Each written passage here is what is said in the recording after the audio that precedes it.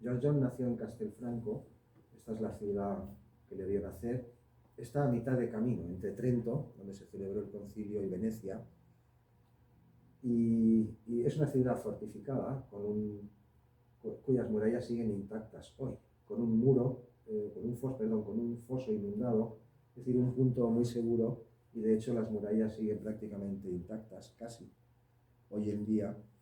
Y este pueblo, esta ciudad, pues tiene un papel muy relevante en la historia del lienzo. Aquí, en los tiempos que mientras el Veronés pintaba el lienzo, tenía también encargos en marcha en Castelfranco. Hoy solemos pensar en los pintores y los grandes artistas como la obra de genios que hacen ellos el trabajo de forma aislada, pero en estas épocas esto no era así. El Veronés, claro que no pintó todo ese cuadro gigantesco. Todos tenían talleres, bodegas las llamaban, empresas familiares donde trabajaban sus hermanos, sus propios padres o sus hijos, y tenían contratados a su cargo mucho personal, pintores de alto nivel incluso, pintores que pintaban como el propio Veronés. Aquí, para resaltar la importancia de George John, hemos proyectado una foto de Venecia. Esto es el puente de Rialto, el centro de la ciudad, el puente más famoso de la ciudad. Y esto que se ve aquí es uno de los edificios más grandes de Venecia, es la Fondaco dei Tedeschi. Fondaco dei Tedeschi es el edificio de la agrupación de comerciantes alemanes. Digamos, la Casa de Alemania, aunque Alemania como tal no existía todavía en este momento, como la conocemos hoy, en Venecia. Es decir, uno de los, si no el edificio más importante de la ciudad, pues sí de los dos o tres. Pues bien, en tiempos de George John y Tiziano, porque Tiziano sí que le conoció, él es Tiziano, actualmente en el cuadro toca una viola da gamba con trabajo. Ellos sí que fueron colegas en su juventud y discípulos los dos en los talleres de Giovanni Bellini. De los que vamos a hablar, la gente representada es lo que llamamos hoy la Escuela Veneciana de Pintura, aunque eso es una denominación actual. Pues bien, en torno a 1507, creo recordar, hubo un incendio y quien dirigió las obras de restauración de las fachadas exteriores de la Fondaco de los Tedeschi, de los alemanes, fue George John. De hecho, George John pintó la fachada principal, mientras que su colega Tiziano estaba trabajando en uno de los laterales. Esto lo sabemos por Vasari. George John ya no estaba, había desaparecido medio siglo atrás del lienzo, pero seguía representando, y ya lo he dicho, y durante todo el siglo, centenares de pintores en toda Italia intentaban pintar como pintaba Giorgio. El problema de las atribuciones lo trataremos en la siguiente conferencia. Aquí tenemos lo único que ha quedado de esos frescos famosos, que según Vasari, pues nadie sabía lo que eran. Y es que Giorgione se caracterizó por eso. Los cuadros que pintaba contaban historias, pero eran historias más bien abstractas. No se podían identificar ni en los evangelios, ni en los relatos bíblicos, ni en las obras de la época. Eran, digamos así, obras abstraídas de su contexto histórico. Esto es lo único que queda. Esto y algún fresco más. Giorgione se dedicó, él con sus equipos y sus andamios, Giorgione decoró la fachada principal, mientras que Tiziano estaba a sus órdenes, trabajando a su cargo, se ocupó de la fachada lateral. Aquí la vemos, esta es la Fondaco dei Tedeschi, y esto es el interior, esto es el patio interno que hay, pues uno de los 2 o 3 edificios más importantes de la ciudad de Venecia. Sobre George John vamos a ir cerrando ya su capítulo y entraremos en las leyendas propias del cuadro. Pues aquí he traído solamente un par de retratos. Bueno, esta está para recordar algo de lo que ya he dicho. Vasari ya nos informa de algunos cuadros que pintó, se especializó en retratos. También este cuadro es uno de los 3 que se le atribuyen sin duda, ahora lo mostraré. Está en Castelfranco, en la ciudad que le vio nacer. Solo estaba para recordar eso, que sí que tenemos el nombre de algunos de sus cuadros, pero por el camino se ha ido perdiendo y se le llegaron a atribuir al amigo en torno a 1800 casi 200 cuadros, hasta que la obra de Crowe y Cavalcaselle, 2 historiadores del arte ingleses, pues redujeron esa lista de cerca de 200 obras atribuidas a poco más de una docena. Nos estamos acercando ahora, él es Girolamo Grimani, el auténtico patrono del cuadro, de la orden de los pintores que estoy citando, y es la única persona que está de espaldas también. Pero esto es por otras razones en las que no voy a... Continuamente haremos esto, hacer desaparecer el lienzo para identificar a los personajes. Girolamo Grimani, un antepasado suyo, Domenico Grimani, aquí en la esquina del lienzo, que sí que conoció a Giorgione, que sí que tenía en la galería de la familia Grimani, en los tiempos del lienzo, estaba probablemente el autorretrato de Giorgione, que mostraré en un momento, y él, que creemos está oculto tras la columna, creemos que es también un Grimani, concretamente Giovanni VI Grimani, es decir, el patriarca de Aquilea en los tiempos del cuadro, es decir, el Papa veneciano, solo que estaba en curso en un proceso de la Inquisición, acusado de malas compañías, dejémoslo así ahora, y no podía ejercer el cargo. Y creemos que por eso aparece aquí, oculto tras la columna. En el centro de este triángulo de la principal familia que patrocinaba el encargo, pues queda nuestro buen amigo el abad Girolamo Scrocetto o Escroguerro, el responsable de la orden para encargar este famoso lienzo. Gasparo Contarini ya lo hemos presentado, este es el hermano del pintor, y estos otros personajes, este y este, muy importantes, Reginald Paul y Alvise Privi, que los veremos en su debido momento con la leyenda correspondiente. Pues hemos presentado a los patronos, nos queda enseñar el autorretrato de Giorgione, por su propia mano, este sí que se reconoce. No era habitual firmar los cuadros en esta época. Empezaron a firmarse más o menos a mitad del siglo, Tiziano tampoco los firmaba, sobre todo cuando empezaron a exportarlos al extranjero. Este es el famoso cuadro que he citado antes, que está en Castelfranco. No es tan grande, este mide como ese armario, medirá 1,80 m, pero es un cuadro sorprendente, con un realismo atroz, y lo encargó la familia Costanzo, una familia nativa de Castelfranco, por resaltar la importancia del pueblo. Pues allí vivía, por ejemplo, la reina de Chipre en el exilio, o sea, vivía en Castelfranco. El Veronés tenía propiedades allí y otros personajes que ahora voy a citar. Se supone que es el hijo de quien encargó, de Tucio Constanzo.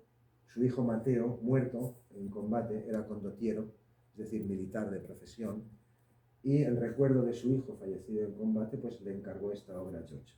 Se llama La Pala de Castelfranco, está allí, in situ, en la catedral, en la iglesia de la Madonna, creo que se llama, no recuerdo el nombre exacto ahora, y es uno de los 3 cuadros que se adjudican, que están atribuidos sin ninguna duda al buen Giorgio.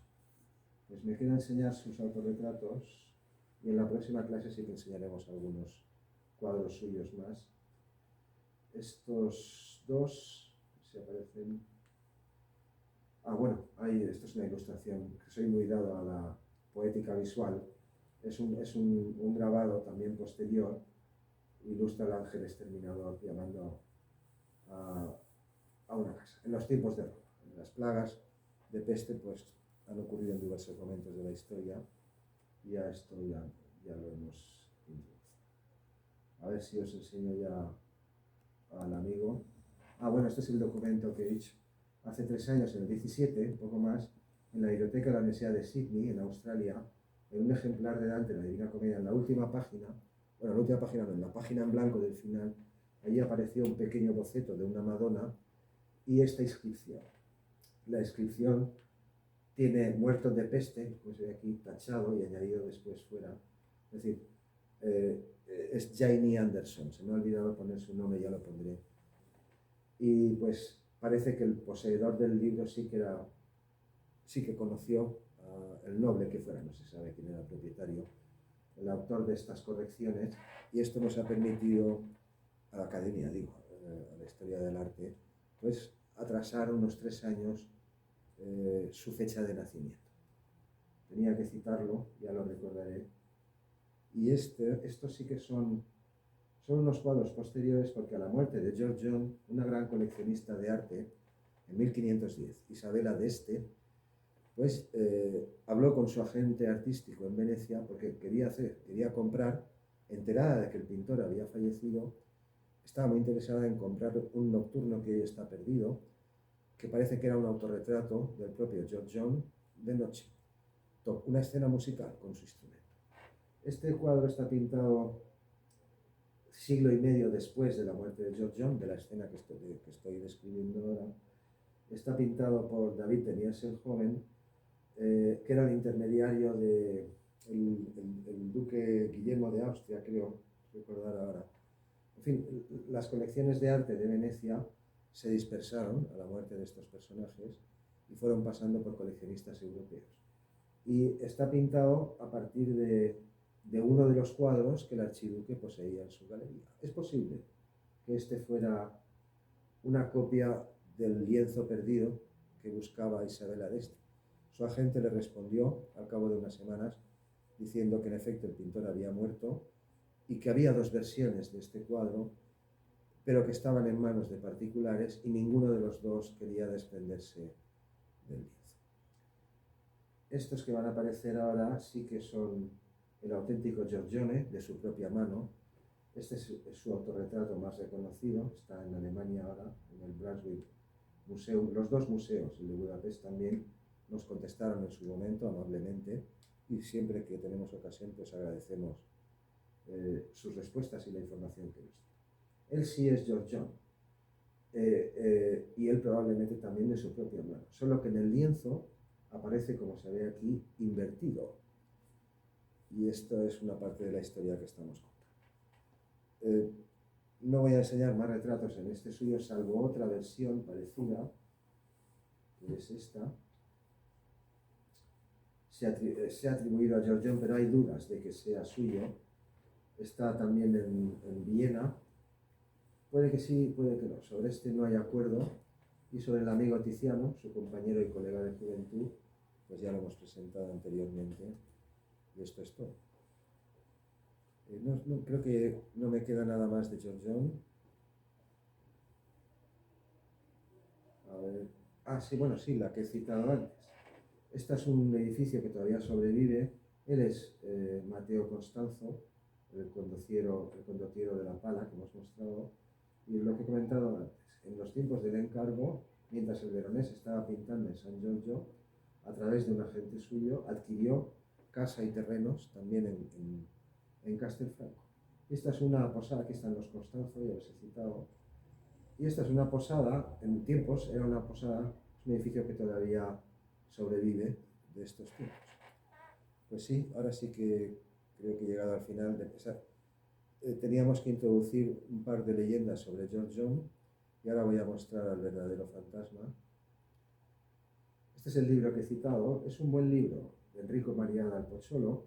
Pues él y Jamie Anderson son los mayores expertos en George John. Escribió un libro muy famoso, le puso este título, El fantasma de George John, pero resulta que el libro no habla de George John, habla de Pietro della Vecchia, que es un pintor posterior, que fue apodado así por Boschini, otro personaje al que veremos en un momento.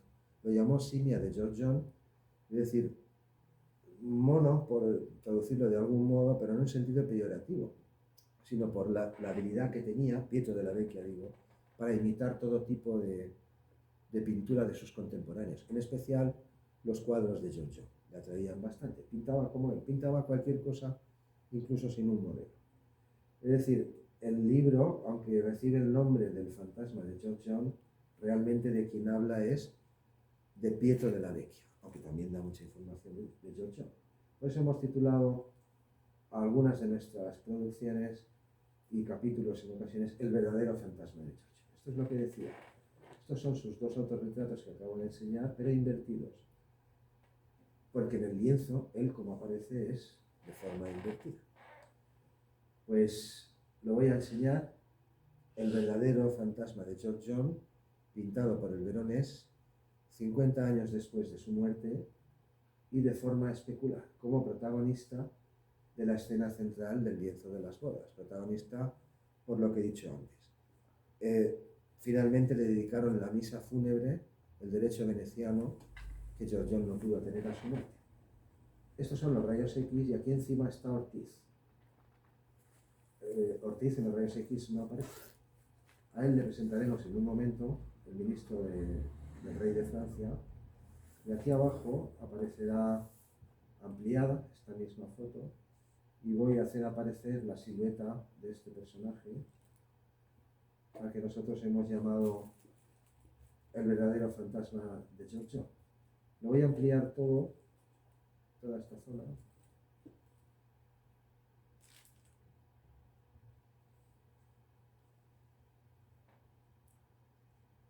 Y aquí aparece su silueta.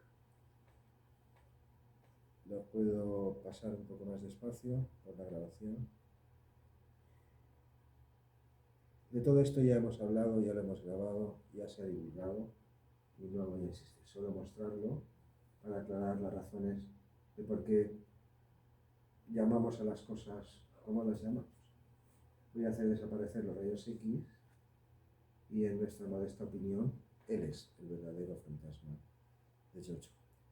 Bien, pues había que contar estas pocas leyendas referidas a su protagonista desaparecido y vamos a empezar quizá más rápidamente o a un ritmo más diferente, las 6 leyendas que nos han llegado acerca del lienzo. Acerca de Giorgio solo nos ha llegado una, de momento la traigo. Esta es una foto de Venecia en un día de lluvia y con ello nos despedimos de Giorgio de Castelfranco. El problema con él también es que toda su obra pictórica está concentrada en 10 años, todo lo que se conoce de él. Pero según llegó a la ciudad, pues parece que fue acogido prontamente en el seno de la aristocracia, probablemente por la familia que le protegía, que era la familia Grimal.